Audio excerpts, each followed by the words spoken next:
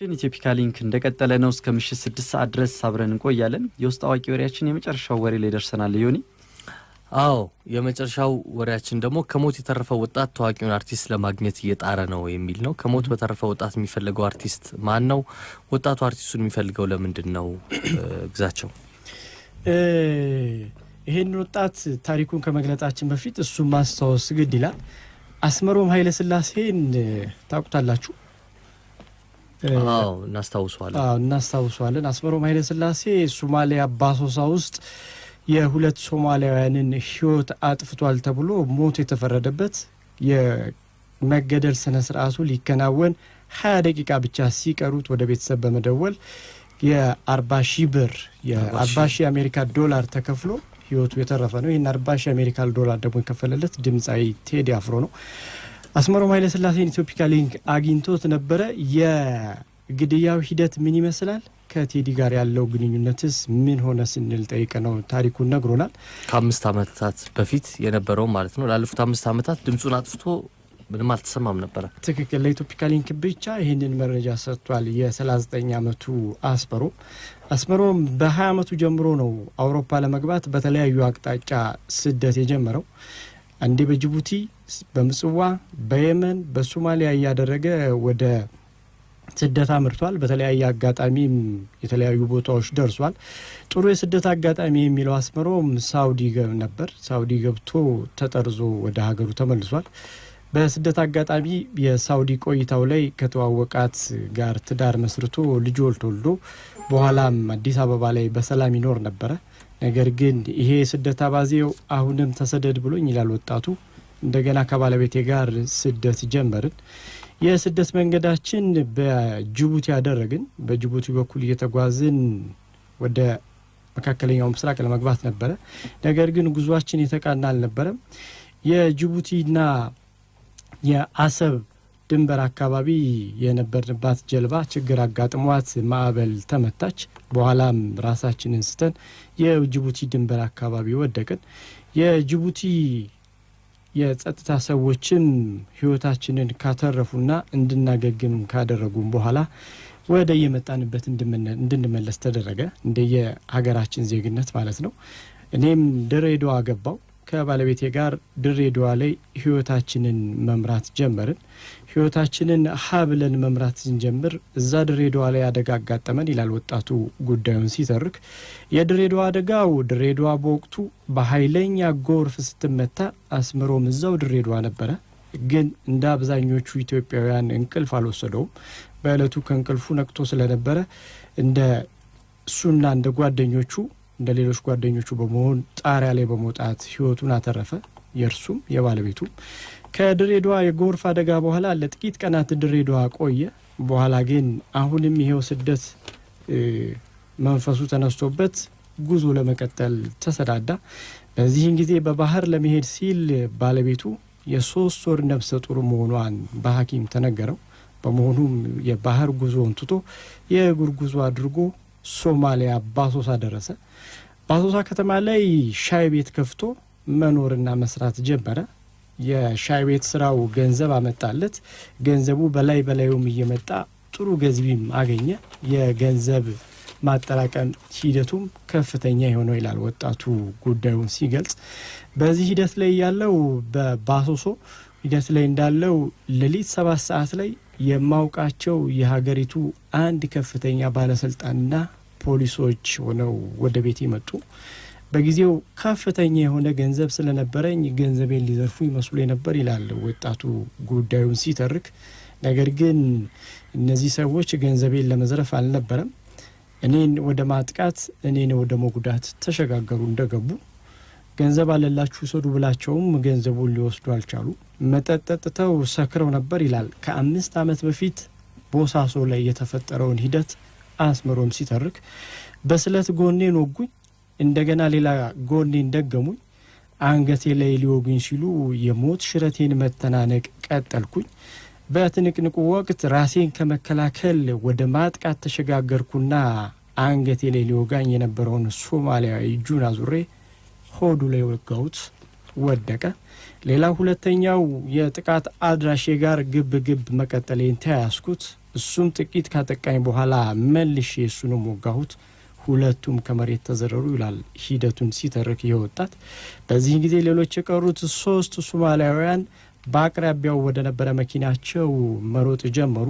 ሲሮጡ ግን ባዷቸውን አልነበረም።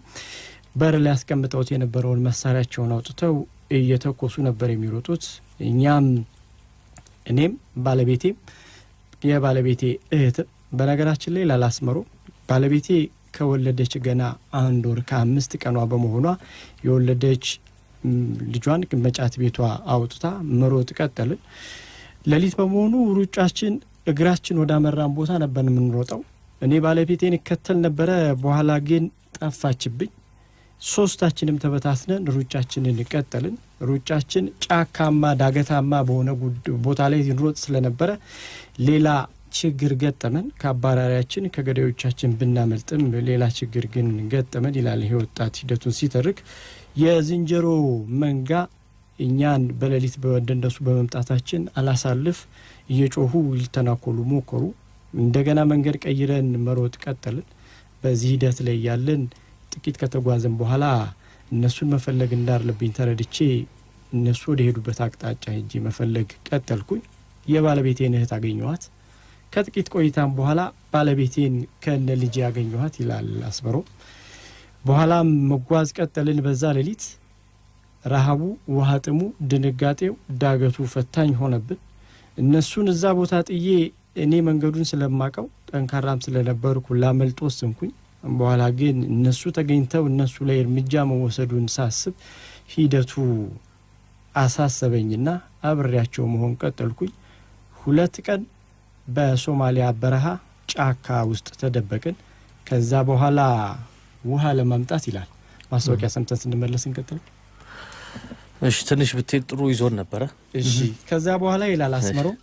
ከዛ በኋላ ውሃ ለማምጣት ብትሄድ ጥሩ ነው አልከኝ። ቴክኒሻናችን ማስታወቂያ ሲለኝ ነው። ከዛ በኋላ ይላል አስመሮ ውሃ ለማምጣት ከጫካ ወጥቼ በአቅራቢያው ወደ ነበረች መንደር ተጓዝኩኝ። በሁኔታው አካባቢው ጭር ብሏል።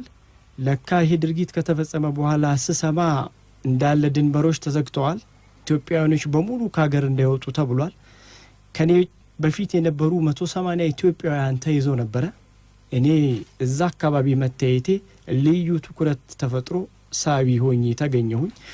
ውሃ ጠይቄ ወደሚሄድበት ሲቪል የለበሱ የጸጥታ ሰዎች ይከተሉኝ ጀመሩ። ልክ ለባለቤቴና ለእህቷ ውሃውን ከሰጠው በኋላ እኔን በቁጥጥር ስር አዋሉኝ። በቁጥጥር ስር ከዋሉኝ ፖሊሶች የ2 ጎሳ አባላት ነበሩ። አለመግባባት ተፈጠረ። እኔ ህይወታቸው ያለፈባቸው የነዛ የንጉሳውያን ሶማሊያን ዘሮች የነበሩ የጸጥታ ኃይሎች እዛው እንዲገደል ፈለጉ። የለም ሲሉ ደግሞ የሌላ ጎሳ አባላት የሆኑ ሶማሊያውያን ወደ ህግ እንውሰደው ሲሉ ወሰኑ። ከዛ በፊት ግን እኔን የቻሉትን ያህል መደብደብና አካሌን ማጉደል ያዙ። የግራ እጄ እንዲሰበር፣ እግሬ እንዲሰበር፣ ጭንቅላቴ በሰደፍ ተመቶ እንዲፈነከትና ራሴን እንድስት ተደረኩ። ከቀናት ወይንም ከሳምንታት በኋላ ራሴን በእስር ቤት አገኘሁት ይላል አስመሮ ሂደቱን ሲቀጥል። ከዛ በኋላ ፍርድ ቤት ቀረብኩኝ። ፍርድ ቤት ቀርቤም የፈጸምኩት ድርጊት ሞት እንደሚያስቀጣና እኔም ላይ ሞት እንደሚፈረድ ተነገረኝ። ድርጊቱን የፈጸምኩት ባልሞት ባይ ተጋዳይነት እንደሆነና እኔን ሊገሉኝ ባለቤቴን ሊወስዷት እንደሆነ ለዳኛው ባስረዳም የችሎቱ ዳኛ ጉዳይን በአግባቡ ሳያዩና ሳይመረምሩ የሞት ቅጣት ፈረዱብኝ። ከቀናት በኋላ እንደገና ፍርድ ቤት ቀረብኩኝ። የዚህን ጊዜም ፍርድ ቤቱ ሞት ፈረደብኝ። ሁኔታዬ በወሬ ተሰምቶ የኢትዮጵያ ቆንስላ ጉዳይን መከታተል ያዘ። 2 ዓመት ከ7 ወር ከቆየው በኋላ እንደገና ፍርድ ቤት ቀረብኩኝ ይላል አስመሮም ሂደቱን ሲተርክ። ለ3ኛ ጊዜ የሞት ፍርድ ተፈረደብኝ። ይሄ የሞት ፍርድ ተፈጻሚ የሚሆነው ግን የፖርትላንድ ፕሬዝዳንት የፍርድ ቤቱ የሞት ፍርድ ላይ ፊርማቸውን ሲያኖሩ ብቻ እንደሆነ ተገለጸና የእሳቸው ፊርማ የፍርድ ቤቱ የሞት ፍርድ ላይ እንዲፈረም ለሳቸው ተላከ። እዚች ጋር እናቆምና ማስታወቂያዎች ሰምተን ተመልሰን መተን እንቀጥላለን። በጣም ጥሩ።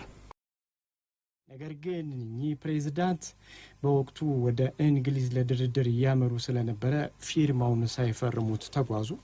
የእሳቸውን ውሳኔ መጠባበቅ መጀመር በነበርንበት ሰዓት የኢትዮጵያ ቆንስላም ጉዳዩን ይከታተል ያዘ። በዚህ መሃል ምክትል ፕሬዝዳንቱ የፍርድ ቤቱን የኔን ይገደል ውሳኔ ላይ ፊርማቸውን አኖሩ። በዚህ መሃል የመገደል ሂደቴን እውን ሆነ ማለት ነው። ጠዋት ላይ የግድያ ስነ ስርዓቱ የፊርማ ስነ ስርዓቱን ባኖሩ በማግስቱ ጠዋት ላይ የግድያ ስነ ስርዓቱ እንደሚፈጸምም ለእስር ቤት ኃላፊው ተነገረ። ጠዋት ላይ እኔ እንዲገደል ተወስኖ ሁኔታዎች ይጠባበቁ ጀመር ይላል አስመሮም። ከዛ በፊት ግን እኔን የምገደልበት ከተገደልኩ በኋላ የምቀበርበት ጉድጓድን የሟች ቤተሰቦች ቆፍሩ ጀመሩ። ቆፍረውም አጠናቀቁ። በጠዋት ወደ ተቆፍሮ ወደ ተጣቀቀው ጉድጓድ አወጡኝና ዛሬ እንደምገደል ነገሩኝ። ወረቀቱም ተፈርሞ እንደመጣ አረዱኝ። የዚህን ጊዜ ይላል አስመሮም የዚህን ጊዜ ኢትዮጵያ ቆንስላ እንዴት የኔ ይገደል ላይ ውሳኔውን ወይም ፊርማውን አኖረ ያልኩ ማሰብ ጀመርኩኝ።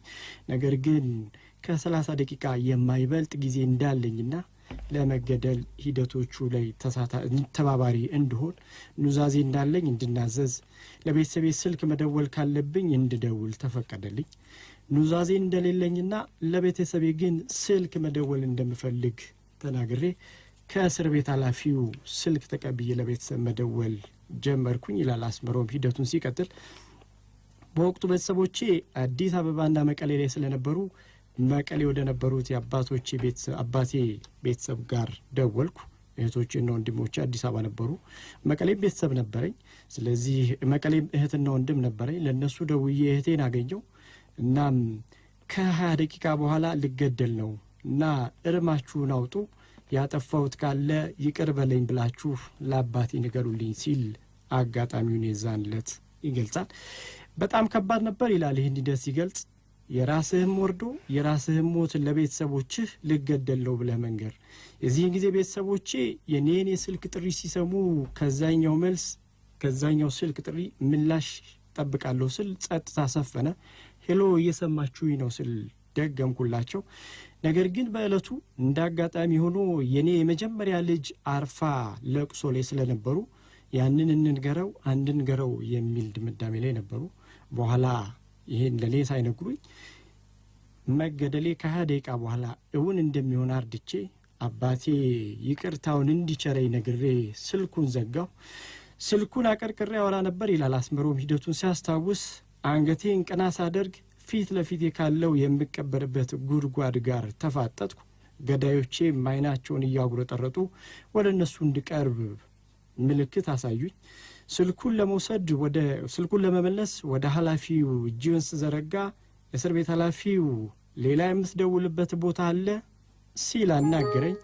እንዴት እንደመጣልኝ የማላቀው ምክንያት አፌ ላይ መጥቶልኝ ተናገርኩ። አዎ አልኩኝ።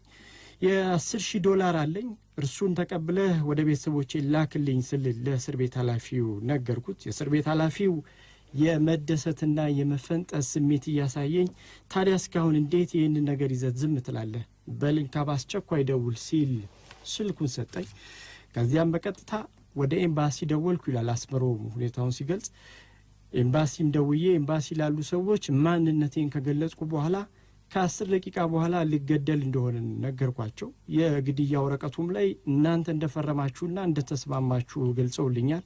ስለዚህ ይሄን ታውቃላችሁ ወይ ስል አስረዳዋቸው። እሺ በአስቸኳይ ስልኩን ለሰጠ ሰው መልሰህ ስጠው ሲሉ ደንግጠው አናገሩኝ።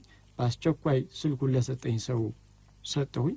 የእስር ቤት ኃላፊዎቹም ከኢትዮጵያ ቆንስላ እንደሆነና ይሄ ድርጊት እንዴት ሊደረግ እንደቻለ እኛ ሳንፈርም እኛ ሳናውቅ ለምን እንደሆነ ማብራሪያ እንዲሰጣቸው ጠየቁት።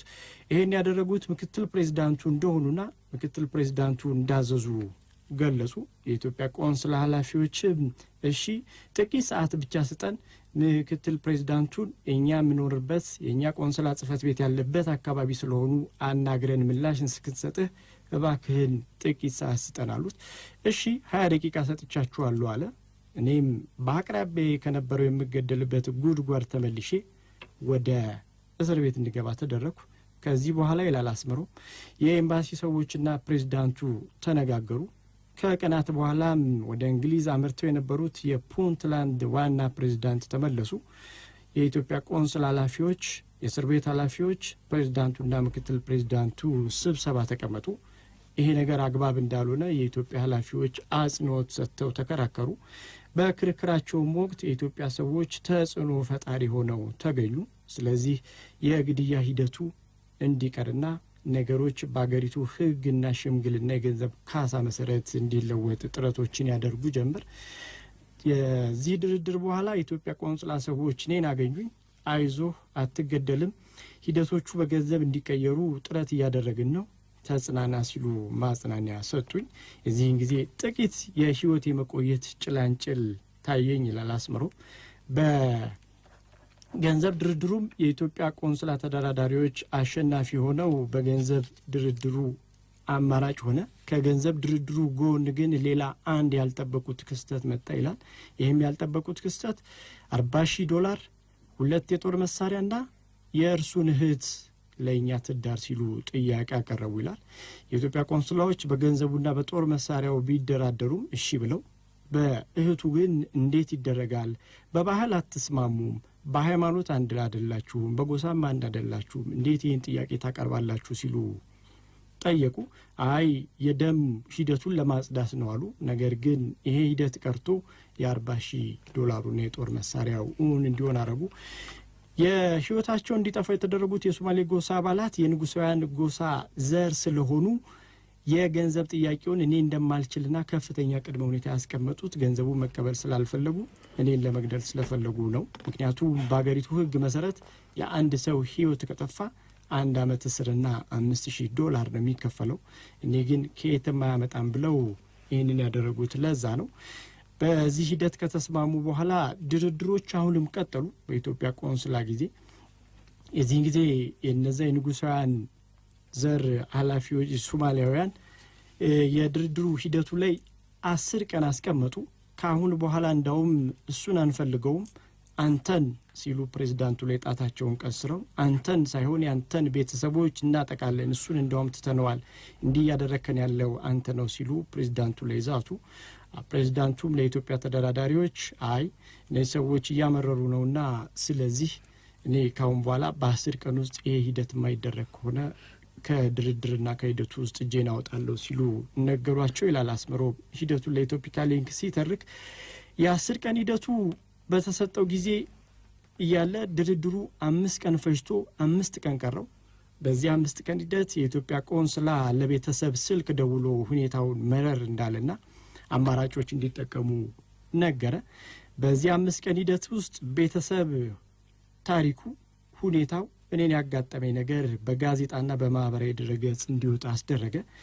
የሪፖርተር ጋዜጣ ላይ እንዲወጣ የተደረገ የመጀመሪያ አማራጭ ሆኖ ተወሰደ። በነገራችን ላይ ላላስመሩ 5 ቀን ሂደቱ በሪፖርተር ጋዜጣ ላይ እንዲወጣ ሲደረግ 3 ቀኑ አልቆ 2 ቀን ብቻ ቀረው። 2 ቀን ሂደት ያለ ድምጻዊ ቴዲ አፍሮ ሪፖርተር ጋዜጣን አዲስ አበባ ላይ አንብቦ እህቴ ጋር ደወለ። ከእህቴ ጋርና ከሪፖርተር ጋዜጣ ሰዎች ጋር በመሆን ወደ ውጭ ጉዳይ ሄዱ። ነገሩ እውነት መሆኑን ካረጋገጠ በኋላ $40,000 ለእህቴ ተሰጠ። የውጭ ጉዳይ ሰዎችም ገንዘቡ እየመጣ እንደሆነ ለቤተሰቦች ተነገሩ፣ ለሟች ቤተሰቦች።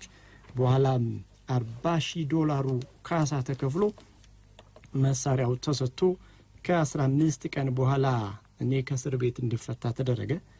አዲስ አበባ መጣው። ከእስር በኋላ አዲስ አበባ ከመጣው በኋላ እዛው ኤርፖርት ላይ ሆኜ ወንድሜን፣ አባቴን፣ ጓደኛዬን እንዲሁም ከፈጣሪ ቀጥሎ ህይወቴን የታደጋትን ድምጻዊ ቴዲ አፍሮን በስልክ አገኘሁት። አናግረው ቴዲ ነው አሉኝ ይላል አስመሮ። ሳናግረው ላመሰግንህ ማመስገን እንደምፈልግ ጓጉቻለሁ የሚል ቃል በስልክ እንደገለጽኩለት እኔን አታመስግን፣ ማመስገን ያለብህ ፈጣሪን ነው። ስለዚህ እኔ ምንም አላረኩልህም፣ ለፈጣሪ ምስጋና አቅርብ፣ እግዚአብሔር ካለ በአካልም ልንገናኝ እንችላለን አለኝ። ከዛ በኋላ እሱን ለማግኘት የተለያዩ ጥረት ማድረግ ቀጠርኩኝ ይላል አስመሮ። ጊዮን ሆቴል ላይ ባዘጋጀው የሙዚቃ ኮንሰርት ላይ ድምጻዊ ቴዲ አፍሮን ለማግኘት ከሙዚቃ ኮንሰርት አዘጋጆቹ ጋር ተነጋገርኩ። ምሽት ላይ እንደማገኘው ተገለጸልኝ። ነገር ግን ኮንሰርቱ ከሚደረግበት ጥቂት ሰዓታት ቀደም ብሎ ዛሬ ማግኘት እንደማይችልና ሌላ ጊዜ ላገኘው እንደምችል ገለጹልኝ። የዛን ቀን የምስጋና ሂደቴ ሳይሳካ ቀርቶ ሳላገኘው ቀረው። ከዚያ በኋላ እርሱን ያውቁታል የእርሱ ወዳጅ ናቸው ባሉ ሰዎች ለማግኘት ሞከርኩኝ፣ ሳይሳካልኝ ቀረ። እርሱ ይገኝበታል የተባለ ቦታ ሄጄ እንደማገኘው ሰዎች ጠቆሙኝ። ነገር ግን ይሄ ለሱ ክብር የማይመጥን መስሎት ስለሰማኝ ምክንያቱም ይሄን መንገድ አልተቀበልኩትም ይላል። ምክንያቱም ምንድነው ብለን በጠየቅ ነው እኔን በስም እንጂ በአካል አያቀኝም፣ እከሌ ነኝ ብለው ላያስታውሰኝም ይችላል። ስለዚህ ለእርሱ ክብር ስለማይመጥን